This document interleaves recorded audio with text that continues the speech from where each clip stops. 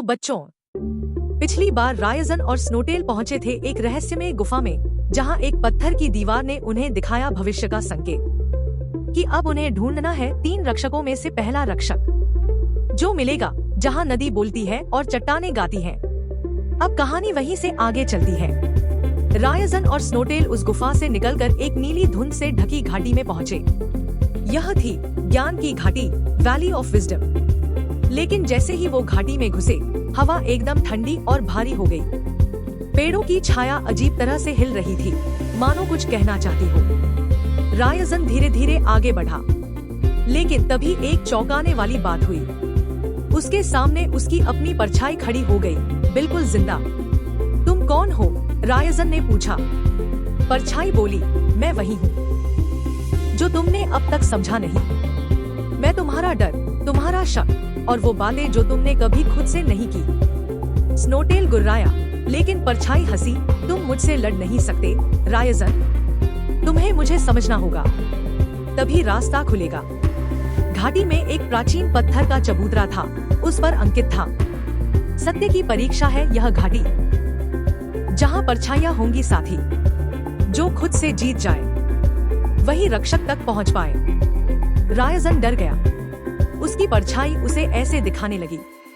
वो पल जब उसने हार मान ली थी, वो क्षण जब उसने डर को दबा लिया था।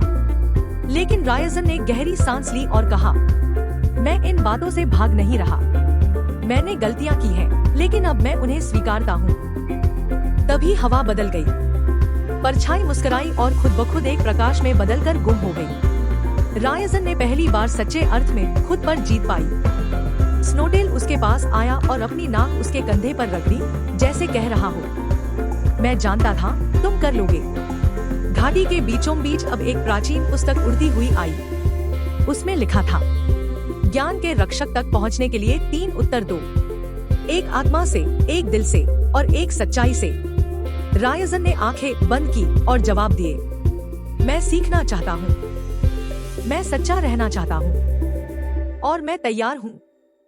तभी पूरी घाटी सुनहरे प्रकाश में बदल गई और सामने खड़ा था एक रक्षक, एक चमकते सिर वाले पुराने ऋषि की तरह दिखने वाला प्राणी। उसने कहा, तुम पहला द्वार पार कर चुके हो रायजन। अब अगला रास्ता तुम्हें खुद तलाशना है, उस झील की ओर जहां चांदनी भी डरती है। रायजन और स्नोटेल ने एक दूसरे को देखा। अगला सफर और भी रहस्यमय होने वाला था। लेकिन बच्चों, वो तो अब अगली कहानी में सुनेंगे।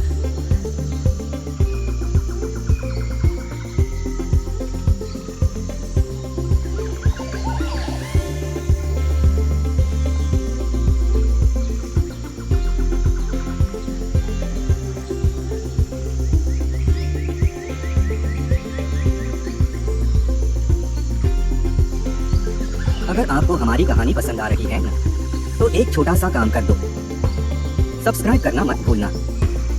हाँ, और घंटी भी दबा देना, ताकि हमारी अगली जादुई यात्रा आपसे मिस न हो जाए। हम मिलेंगे अगले एपिसोड में, तैयार रहना।